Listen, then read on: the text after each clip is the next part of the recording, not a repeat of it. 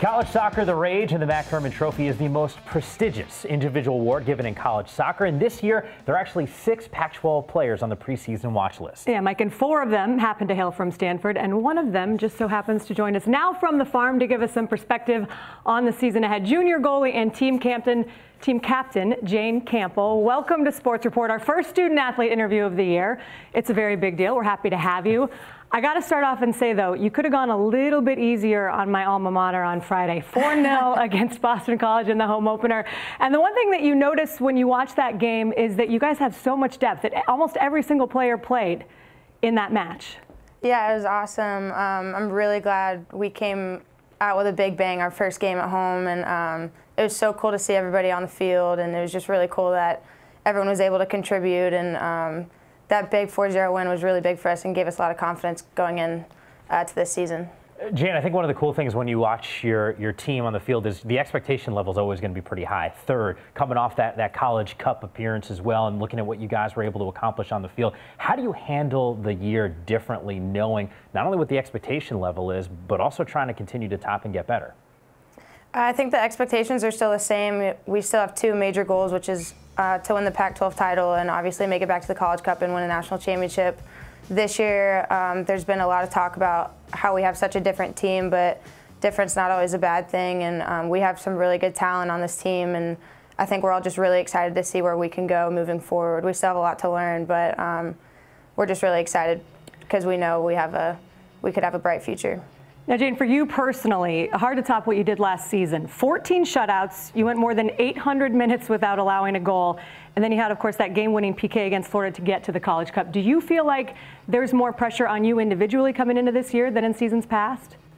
I could probably think that and say that. But at the same time, my ultimate goal is just to get a W at the end of the night. And you know, if we happen to let in a goal, that's fine. But if we happen to win the game, that's even better. And of course, for me personally, I would love to have a shutout every game, but I have to be realistic. And I'm just trying to get the win at the end of the day and make sure that my back line is solid as can be. So maybe some pressure, but at the end of the day, I don't really look at it as that.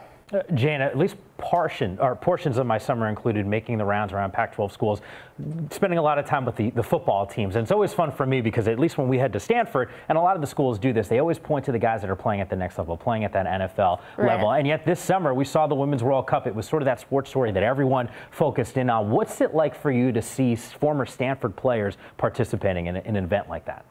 Oh, I think it's awesome. The team really loves it, and it just gives us more of a reason to watch the World Cup. And you know, when Kelly scored that awesome goal, I thought it was crazy, and I thought it was so big for Stanford just to see an alumni get a goal. And obviously Kristen Press has done really well in her pro career in the NWSL and as well in the World Cup too. So it's just really cool seeing them be really successful and see them on the big stage.